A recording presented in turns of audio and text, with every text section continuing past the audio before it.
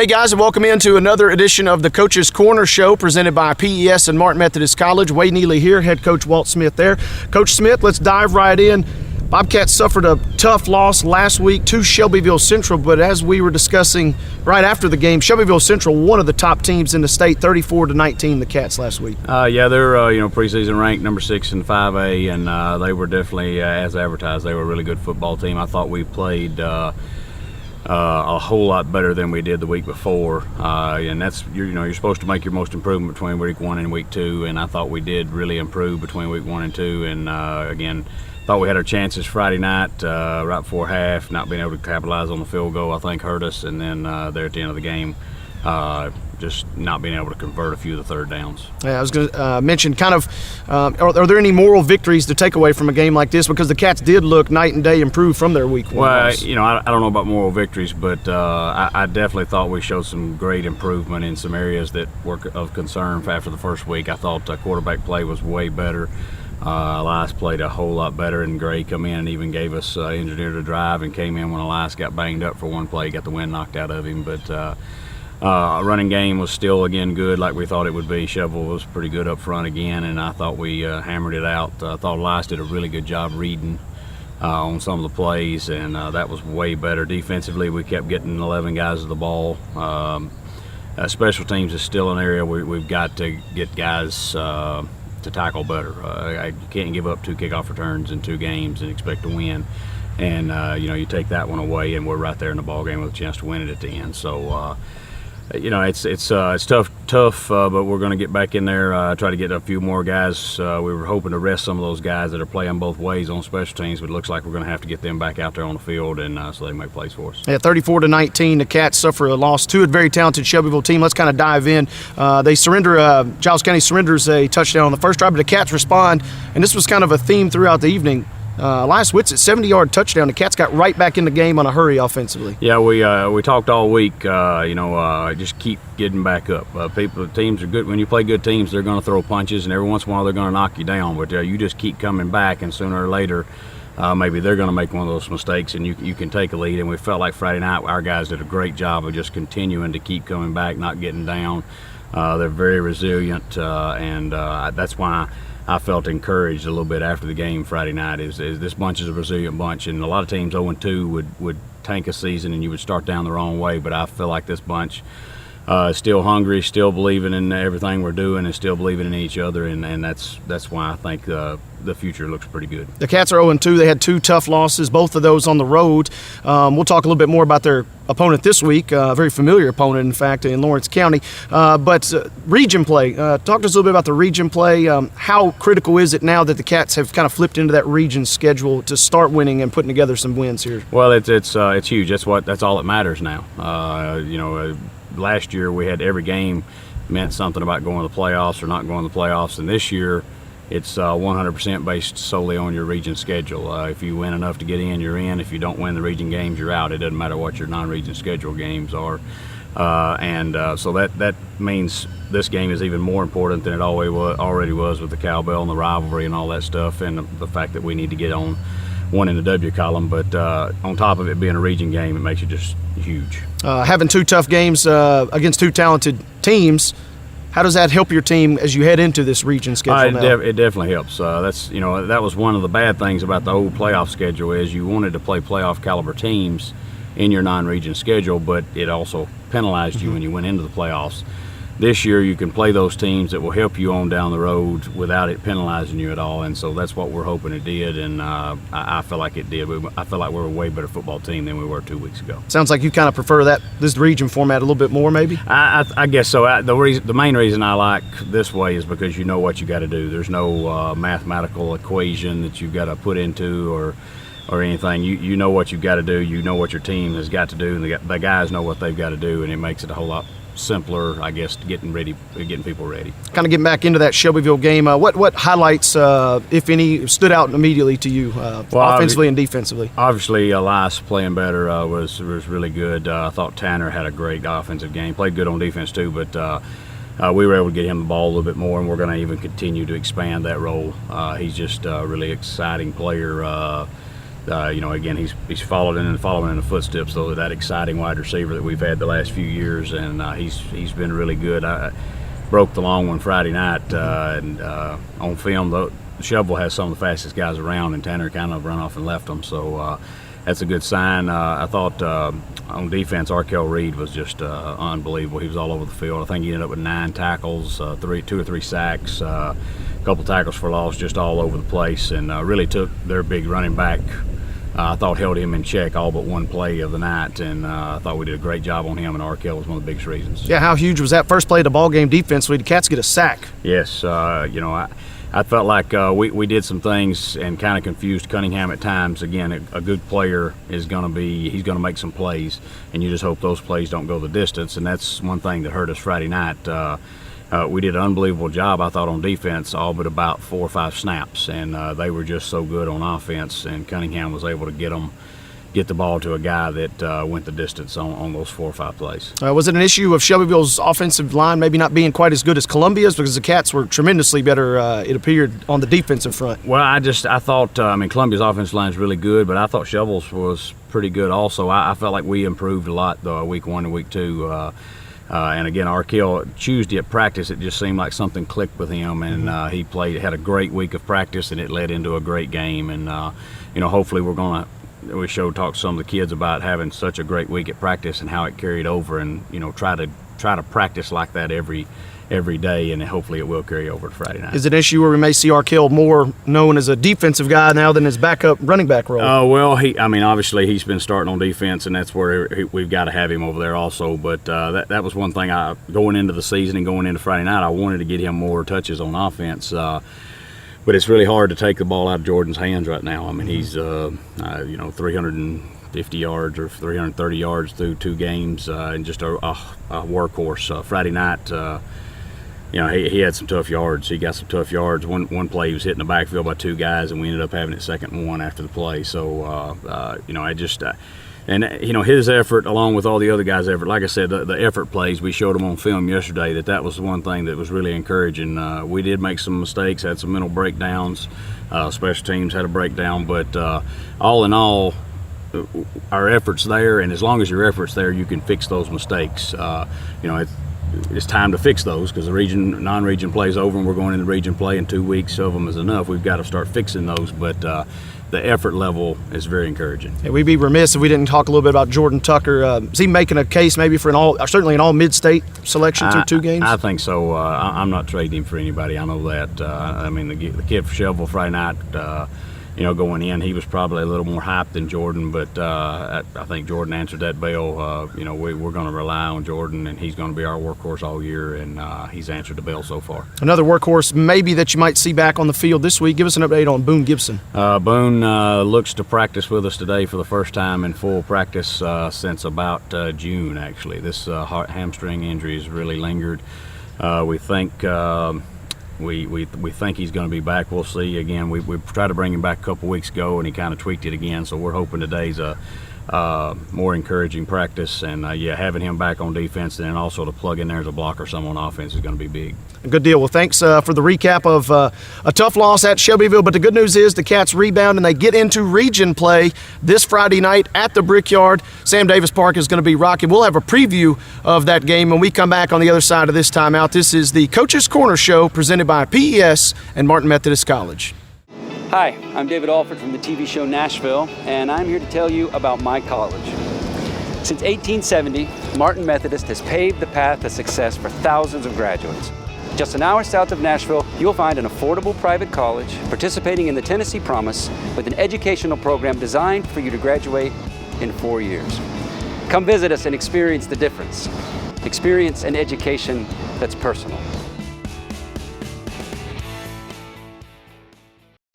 Now for a look ahead at Martin Methodist College athletics. This Friday, the Martin Methodist women's soccer team returns to action at home for their biggest test in 2015 as they take on number 4 Cumberland University at the East Campus. Kickoff is set for 7 p.m. between the 2 top 5 NAIA women's soccer powerhouses. It's Martin Methodist versus Cumberland University this Friday at the East Campus. We hope to see you there at 7 p.m. Coming back to you from Sam Davis Park here. It's week 2 of the Coach's Corner Show presented by PES and Martin Methodist College. Wade Neely alongside Giles County head football coach Walt Smith. Coach Smith, how good is it going to be back at home Friday night? For the first time this season, the Cats had 2 road games to start the year. Really nice to not have to get on a bus and drive somewhere. Kids will definitely like being around the home crowd over there. The Bobcat Nation will be here hopefully, and it'll definitely be good to be home. It's going to be home, but it's also going to be loud because the Cowbell game, later than it's ever been played in terms of to start the season. There were some late season games way back when, but they're going to start in week 3 this year, and it's a region game. How does that add a new spark to an already dynamic rivalry? Well, I feel like it's been one of the best rivalries historically. If you look at the records of the schools and who's won it the most and how many years in a row people have won it, it's been one of the best rivalries around, and I think it being in region play is just going to add to that, because now not only is the Cowbell and bragging rights going to be associated with it, it's also playoffs are on the line also. It's going to be huge, and to confirm, it is going to be played a little bit later than usual because of the implications in terms of a region play now, right? Correct? Yes. It's the region play is scheduled on weeks 3, 5, 7, 9, and if you move that region game to week 1 or 2, then you have to try to fill a non-region game in that week 3, and other people are playing their region games. Everybody across the state's playing region games this week, and so it's almost impossible to schedule a region game week 1. So it's not going to be your traditional game that kicks off the season, and it's also going to be a region game, so there's a lot of new intrigue to this already interesting rivalry. It is, and again, Cowboy game's always going to be tough. Each school, no matter what the records are, they're always going to come ready to play, because this is the one. These are the people you're going to work with the rest of your life. You're going to live a mile down the road from. Your kids are going to grow up with their kids, and so it makes it one of those games that's always fun. You certainly have got a little bit of familiarity with Lawrence County, obviously being a native of Lawrenceburg. How has this rivalry been as far as you, the head coach of the Bobcats? Have you dealt with the emotions there? It's been great. There's always harmless ribbing from people when I go to church and things, and over here everybody's excited that I'm getting to go back and get the mail, so it's made it fun. Nothing bad at all, and it's been really fun for us. Kind of diving in now to Lawrence County, they've had a tough start to the season, 0-2. They started 0-2 last year, however, and rattled off 8 straight wins. What's up with the Wildcats heading into this game? Well, they lost a lot to graduation, like we did. They lost a bunch of kids to graduation, and several kids are going to play college football. We got several at Bethel. I think 4 kids signed with Bethel off their team last year, and I think one guy's going to try to walk on to Alabama actually. So they lost a lot of talent. They're a pretty young football team, and size is a concern for them in the first 2 games. They've been physically, just the size of Lincoln County and Shelbyville kind of got the best of them there. They were in both games. The Shelbyville game, it was 14-6 at one point with about 3 minutes to go in the half. And then Shelbyville kind of busted about 4 touchdowns quickly in about a 5-minute span and kind of stretched out. In Lincoln County, Lawrence County drove down, was fixing to tie the game, and had an interception inside the 5-yard line, and that kind of springboarded Lincoln County into kind of stretching it out also. But it'll be big for us to come out and try to get ahead early, and then hopefully just use our big guys and big Jordan Tucker back there to wear them down late. Coach David Marston and the guys, they love to run that wing tee. That's always a tricky offense to have to scheme for. Defensively, how are you guys approaching that this week? Well, it was good. We scrimmaged 2 different teams that run the wing tee this fall, and then one in the spring with Forest, and they're a really good wing tee team. So we got to see that a little bit because we're going to see Lawrence County, and there's a couple other guys on our schedule that are wing tee. So felt like that prepared us pretty well for that. So we're just going to go back to some of the things we did and add a couple of new wrinkles to that. But the biggest thing on defense, again, is our thing, just getting 11 guys the ball and trying to cut down on those 1 or 2 plays that have made the difference in the first games. We talked about in the previous segment about Boone Gibson possibly being back. How big of a role can we maybe expect to see from him Friday? Well, if he's healthy, he's going to be back there, right in a mix of things, hopefully being right in the center of our defense and making plays for us where we hoped he was all year. Again, it's tough to take your leading tackler out that you had counted on being there all spring and all summer, and thought Wesley Hamlet has done a great job kind of being the center of that defense, and Chase Hedgecoth has come in and played great in Boone's absence, but there's no substituting for a guy like Boone. He's probably going to play somewhere on Saturday next year, and having him back in the lineup is going to be big. In his absence, though, we've seen some emergence from a couple of linebackers. We talked at length about Arkell Reed and Tanner Holly. What sort of schemes defensively or adjustments defensively, if any, will you make from Shelbyville last week to Lawrence County this week? Well, we're probably going to have a few more guys in the box this week because Lawrence County just doesn't throw it near as much as Shelbyville does.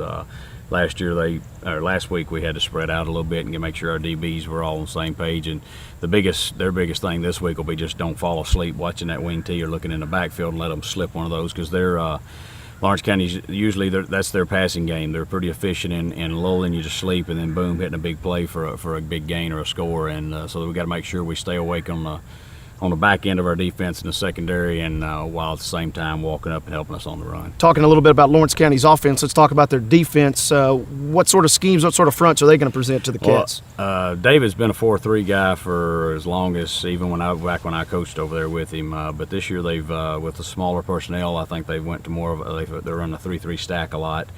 The last game they switched more to a 4-man front at times. I think it was mainly because of Lincoln County's size, but they're trying to mix it up. They're going to stunt like crazy all over the place. They're going to bring somebody, one of those linebackers, every play from somewhere, and 3 deep in the secondary. They're shown on film they're going to be a little soft in the secondary, so hopefully we can take advantage of that, trying to keep you from getting the big play on them. So hopefully we can take advantage of that and not get greedy and try to go over the top of them. But hopefully we can have a few chances if we're able to run the ball with Jordan Tucker. That those secondary people tend to creep up to try to help stop him, and then we can hit a big shot over the back of the defense like we did with Tanner. We didn't have to throw it over them, but if we can hit it and hit a crease, I think we can hurt them with that too. Yeah, Lawrence County, they have struggled at times. Giles County, both teams are 0-2. How is a sense of desperation for both of these teams, you think? Well, anytime desperation, I don't know if the right word, but it'd be great to start off 1-0 in the region. This is a huge step towards making the playoffs. I mean, there's 6 teams in our region, and the top 4 go to the playoffs. So any game you lose in the region is going to knock you down below that team in the standings, obviously, and any one you win is going to give you a leg up on that team. So you got to be ahead of at least 2 to make the playoffs, and hopefully you can have 5 underneath you at the end of the year and have a region championship. Back home, let's talk about special teams now. Back home on Friday night against Lawrence County. Special teams, Lawrence County has returned 1 for a touchdown on the season. Giles County has surrendered 2 kickoffs for touchdowns. What do the Cats got to do to make those adjustments? We got to make tackles. I felt like we got out of our lanes against Shelbyville a little bit. Kind of got pinned in one time. I thought Griffin's doing a great job kicking the ball. We're being able to kick it higher and deeper than we have since I've been here, really, and he's done a great job of that. But it's not just about the kicker. We've got to have guys go down and cover, and we're going to change a few things up, maybe do some directional kicking and things like that Friday just to help ourselves. Because, again, we're playing guys like Tanner and Arkell and those guys that are playing a lot both ways on both sides of the ball. It's hard for them to go run down and cover kicks, too.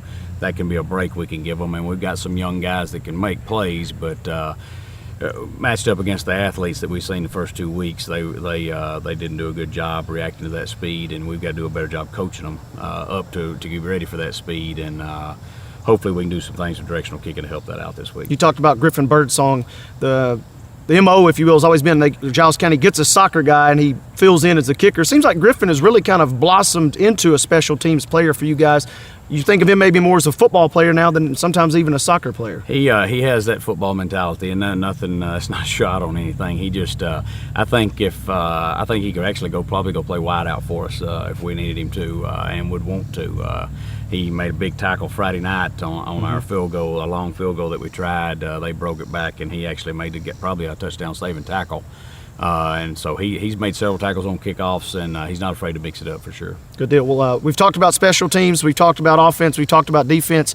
Let's talk about the crowd on Friday night. How important is it going to be for the Bobcat Nation? The fair is over. The Cats are finally back at home. This place could be rocking and rolling on Friday for the Cowbell game. Well, I hope so. The fear anytime you start out the season 0-2 and hadn't been at home yet is that first home game is, some people say, well, they're 0-2, I'm not going to go watch it. But it's going to be good football. We feel like we're getting things going in the right direction, and these guys need their Bobcat Nation. They need to know that these folks are still behind them. Anytime you're not winning, people are going to criticize, and our kids have done a great job of being insulated from that, and know that they know what we're working towards, and they know we're going in the right direction, and they know we're going to get there. We need to get there this week. Seems like internally the Cats have had some leadership already emerge early in the season. I agree. We're inexperienced at a few spots. We've even got a couple of seniors that this is really the first action they've ever really had in the game. And some of that inexperience has been some of the mistakes we've made the first couple of weeks. But we've also had some unbelievable maturity from some of the guys that have been out there in the battles on the playing field, and they've done a great job keeping us together and keeping us going. Good deal. Well, Friday night against Lawrence County, the biggest key to victory to help the Bobcats get their first win of the year. I think just again continuing to prove the passing game and being able to run the football. Jordan Tucker makes things so much easier. If we can get in 2nd and 5 and 3rd and 2, it makes play calling a whole lot easier. And then on defense, I keep saying it every week, we've got to keep getting guys the ball. The biggest difference I think we've got to make from weeks 1 and 2 is we've got to finish drives more on offense. We've had several stall inside of 20. And then on defense, we've got to get off the field on 3rd down. They've been able to convert some big 3rd downs on us on defense, and we've got to do a better job of that. Good deal. Well, Coach, we're glad to be back at home, if nothing else, and we're looking forward to a great cowbell game. Best of luck on Friday night. Thanks a lot. All right, that will wrap up this edition of the Coach's Corner Show presented by PES and Martin Methodist College. Don't forget, 7 p.m. this Friday, it's the cowbell game as the Bobcats return home. For head coach Walt Smith, I'm Wade Neely. Hope to see you Friday night.